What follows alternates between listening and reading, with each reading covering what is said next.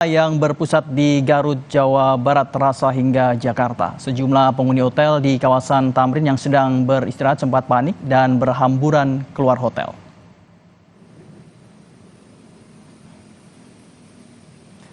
Para penghuni hotel ini berkumpul di luar hotel setelah sebelumnya berhamburan keluar dari kamar mereka. Mereka ikut merasakan guncangan gempa yang berpusat di Garut, Jawa Barat. Salah satu penghuni menyebut guncangan keras sangat terasa hingga membuat dirinya langsung keluar kamar hotel dan menyelamatkan keluarganya.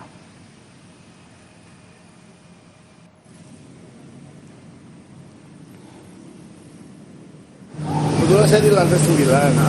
Jadi pada saat itu saya tidur, terus kemudian dibangunin sama istri. Ini kenapa tuh? Terus saya bilang, kamu mimpi kali. Terus beberapa detik kemudian, belum goyang sekali. Akhirnya udah, langsung kita turun aja cari tempat yang aman.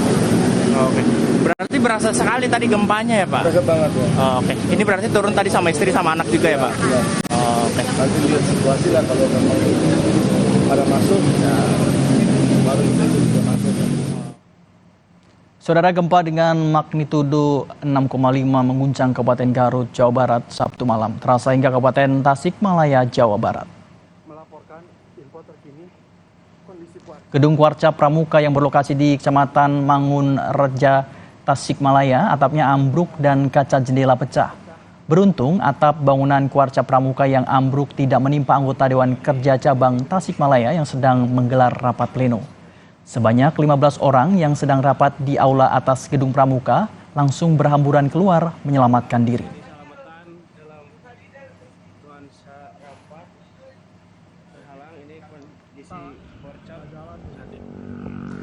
Gempa dengan magnitudo 6,2 yang terjadi di kawasan Garut membuat perjalanan kereta api di wilayah Daob 1 Jakarta sempat dihentikan. Salah satunya kereta komuter lain jurusan Jakarta Kota Bogor yang dihentikan di kawasan Pasar Minggu, Jakarta Timur Sabtu malam. Kereta komuter lain jurusan Bogor yang mengalami berhenti luar biasa sempat terekam video amatir warga.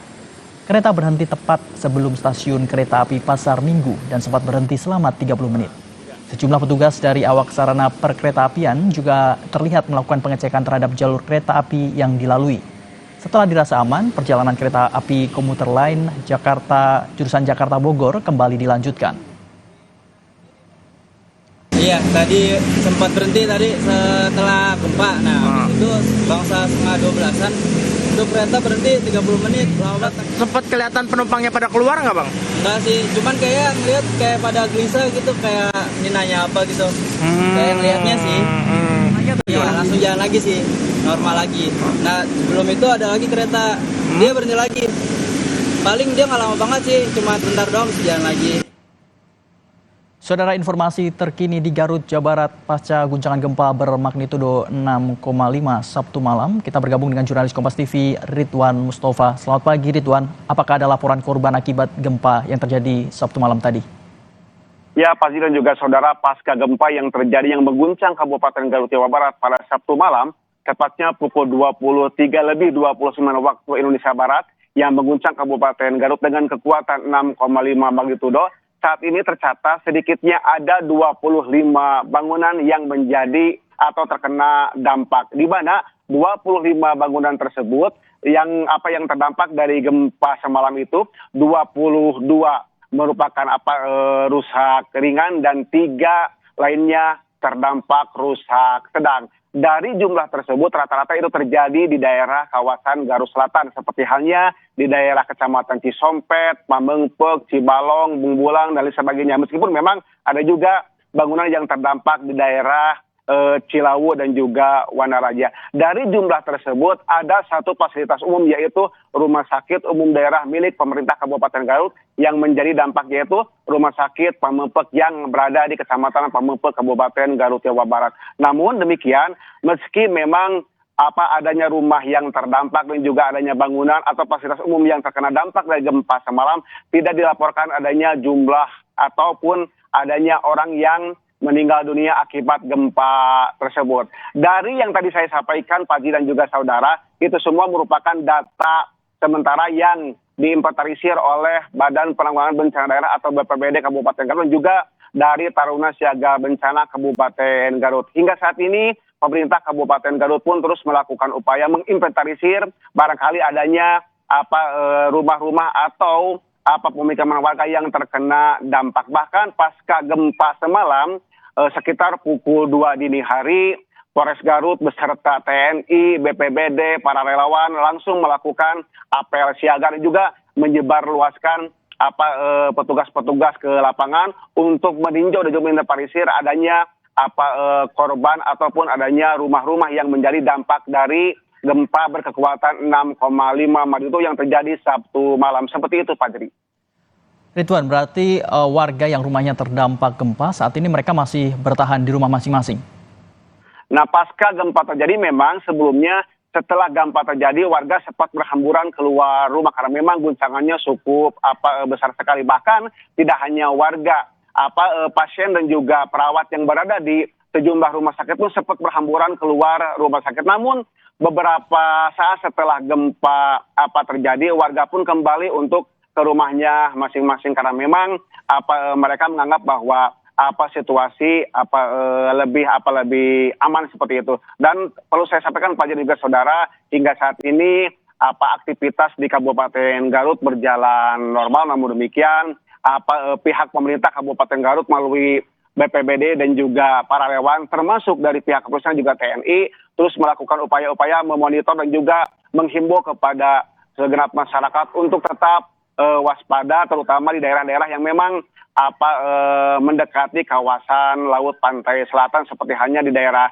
Bungbulang, Cisompet, Caringin, Kecamatan Cikelet dan lain sebagainya seperti itu. Pak Jeri. Ya Ridwan, tadi kami sempat mengkonfirmasi ke Kepala BMKG bahwa setelah gempa 6, sekitar ada terjadi satu kali gempa susulan. Apakah warga Garut juga merasakan hanya sekali atau bahkan lebih?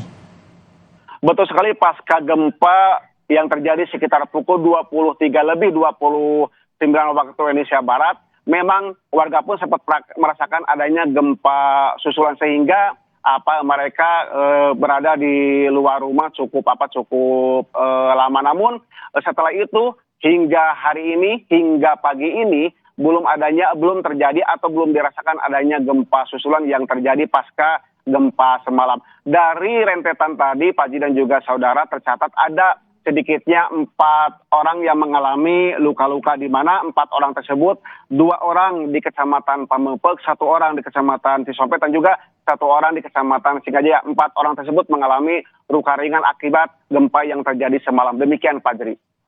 Warga ada yang mengalami luka ringan dan warga ada yang terdampak rumahnya yang terdampak oleh gempa. Lalu apa yang dilakukan Pemda Garut untuk penanganan pasca gempa ini? Ridwan. Yang dilakukan oleh pemerintah Kabupaten Garut saat ini terus melakukan himbauan kepada warga masyarakat di mana apabila rumahnya mengalami retak-retak ataupun memang rumahnya yang memang kondisinya berada di sekitar tebing atau yang memang rawan longsor, supaya untuk menjauh dan untuk sementara untuk tinggal di rumah saudaranya atau di tangganya yang lebih aman. Hal tersebut dilakukan untuk mengantisipasi adanya gempa susulan. Meskipun demikian, pemerintah Kabupaten Garut hingga saat ini belum menyiapkan tempat untuk pengungsian warga bagi warga yang terdampak gempa semalam. Demikian, Pak Jeri. Berarti untuk pasca gempa sendiri saat ini kegiatan warga Garut normal-normal saja ya?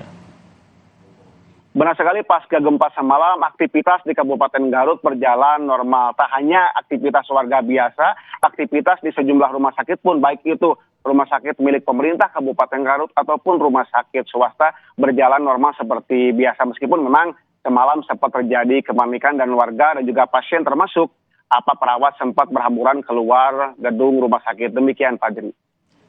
Ya, warga berada di rumah masing-masing pasca gempa terjadi dan saat ini warga juga sudah beraktivitas normal dan pemerintah daerah Garut juga sedang mendata bagi warga yang terdampak gempa yang terjadi pada Sabtu malam. Terima kasih Ridwan Mustafa melaporkan langsung dari Garut, Jawa Barat.